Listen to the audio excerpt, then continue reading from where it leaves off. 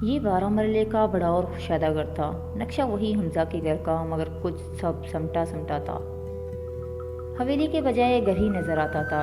دروازے سے اندر جاؤ تو لان تھا، جہاں ایک 19-20 سال کی لڑکی اپنے باپ کے ساتھ بیٹھی ان کی باتیں سن کر سمجھنے کے سے انداز میں سر ہلا رہی تھی۔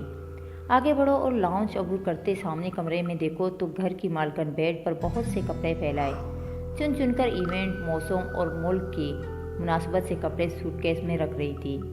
جب دونوں بیگ بند کر چکی تو ان باپ بیٹی کو دیکھنے باہر نکلی جو اب لاؤنج میں ہی داخل ہو رہے تھے۔ مسٹر ہارون، اب آپ چینج کر لیں، 11 بجے فلائٹ ہے۔ وہ مسکراتی ان کی طرف پڑی، وہ بھی جواباً مسکرائے۔ ہاں، سوچ رہا تھا پہلے اپنی پیاری بیوی کے ہاتھوں سے بنا کچھ کھا لوں، بھوک لگ رہی ہے۔ وہ اپنی بیگم کو نظروں کے اثار میں لیے بولے تو اس نے گڑبڑا کر اپنے قد کو پہنچی بیٹی کو دیکھا جو ٹانگ پر ٹانگ درے صوفے پر بیٹھ چکی تھی۔ کم از کم بیٹی کا خیال کر لیا کریں، اس نے آگے ہوتے سرگوشی کی جو بیٹی نے سن لی تھی، اور مسکراہٹ چھپاتے فون اٹھا لیا۔ بھائی، جب لڑتے بچوں کے سامنے ہیں تو ایک دوسرے کے لیے پیار کا اظہار بچوں کے سامنے کیوں نہ کریں؟ ڈاکٹر ہارون نے دلیل دی تھی۔ اب بھلا کون بحث کرتا، اور اس رداوا نگر میں میاں بیوی کے پیار سے شروع ہونے والی بات بیٹی کے بڑے ہو جانے سے ہوتی ہوئی ڈاکٹر ہارون کے جملے پر آخر ختم ہو جاتی تھی۔ ہاں، یہ رداوا کا گھر تھا، حمزہ کی ماسی کا گھر۔ ہارون نے ایک بازو رداوا کے گرد پھیلایا اور وہ سر اٹھاتی اپنے شوہر کے ساتھ فخر سے چلتی صوفے پر آ کر بیٹھی۔ آپ بیٹے، میں کچھ کھانے کو لاتی ہوں۔ وہ کچن کی طرف بڑھ گئی۔ تھوڑی دیر بعد وہ ڈش میں کوفتے، لازانیہ اور کسٹرڈ رکھے باہر آئی۔ ڈش کو ڈائننگ ٹیبل پر رکھا اور ڈاکٹر ہارون پہلے ہی اس کو ہاتھا دیکھ کر اٹھ چکے تھے۔ انیکا، تمہیں بھوک نہیں ہے؟ ٹیبل پر برتن لگاتے رداوا نے فون پر مصروف بیٹی کو دیکھا۔ نہیں ہارون صاحب کی پیاری بیوی، رداوا کے ہارون کو مخاطب کرنے کے الفاظ اور ہارون کے ابھی کچھ دیر پہلے کہے گئے الفاظ کو ملا کر بظاہر لاپرواہی سے کہا گیا، مگر فوراً ایک ہاتھ کان پر لے جاتے بغیر کچھ کہے معافی مانگ لی اور معافی مل گئی۔ ساتھ میز پر خاموش مسکراہٹوں کا تبادلہ ہوا اور بیچ میں ہلکا سا مردانہ کہا، یار آپ سوچ لیں ایک بار۔ ہارون کی پلیٹ میں کوفتے ڈالتے اس نے پھر سوچ کر انداز میں کہا، اتنا بڑا سیشن ابھی سے حیا کو سونپ دیا، شاید مناسب نہیں۔ وہ لڑکی بولنے سے پہلے رونے لگ جاتی ہے۔ وہ اپنے خدشات کا اظہار کر رہی تھی۔ ڈاکٹر ہارون نے بغور اسے سنا اور پھر تسلی دی۔ قریباً 4 ہفتے ہو گئے ہیں اسے یہاں آئے، تم اس سے ملو گی تو اس کا اعتماد دیکھ کر حیران رہ جاؤ گی۔ رداوا نے بھی سمجھتے ہوئے سر ہلایا۔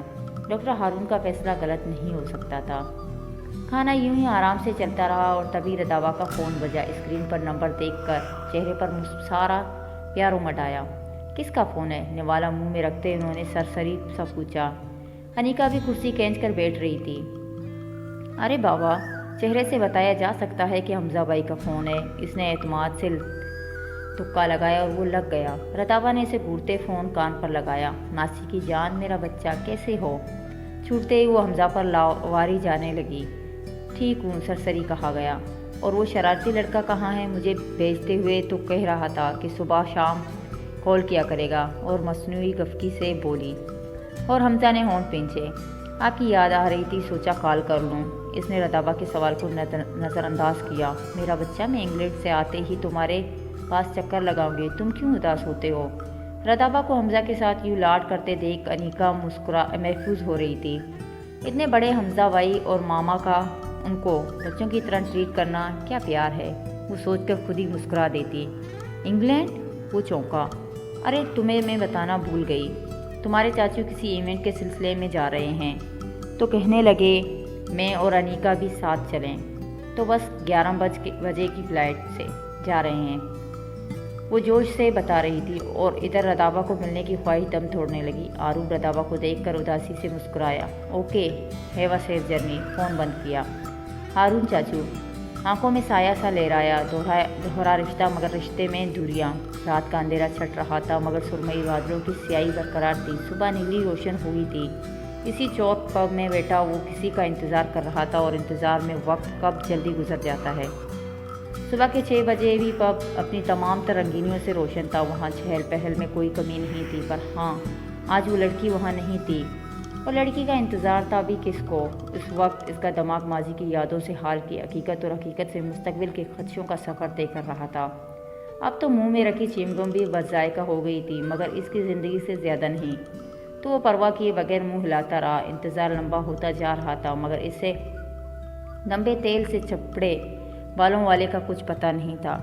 سفید شرٹ اور کالا بلیزر پہ اوپر سے پگ کی رنگینی، کتنی ہی لڑکیاں اس پر تبصرہ کرتی وہاں سے اٹھی تھیں، دونوں ہاتھ باہم جوڑے ٹوڑی کے نیچے اور کہنیاں سامنے کاؤنٹر پر ٹکائے وہ مسلسل ایک پیر ہلا رہا تھا۔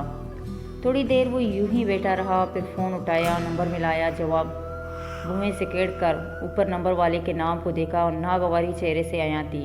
بایاں ہاتھ فون سے ہٹایا، 2 بار کال کے بند کر دیا، گویا خود کو نارمل کر رہا ہو۔ دوبارہ کال ملائی، بیل جاتی رہی، 1 2 3 اور فون بند ہو گیا۔ کیا لاپرواہی ہے، اس نے بے بسی سے اس کو کوسا۔